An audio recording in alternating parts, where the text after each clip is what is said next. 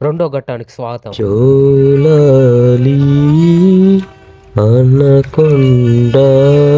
అలా అందరూ లంచ్ చేయగానే ఇక్కడ కనబడుతున్న 3 కళ్ళ మేక పాలు తాగారు. నెక్స్ట్ క్లాస్ లో టోర్నమెంట్ గేమ్స్ స్టార్ట్ అయ్యాయి. ఇక్కడ స్త్రీలు చూస్తున్నట్టయితే ఎవరికి వాళ్ళు గెలవడానికి కసితో ఆడుతున్నారు.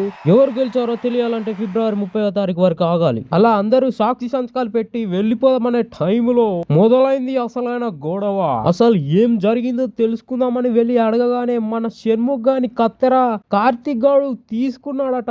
దానిపై క్రోధం చెంది ఇద్దరు మాటల యుద్ధం ప్రకటించుకొని ఒకరినొకరు చాలా మాటలైతే అనుకున్నారు. అంతలో షణ్ముఖ్ చీపురుపులో పట్టుకొచ్చి నేను నరికేస్తా అన్నాడు.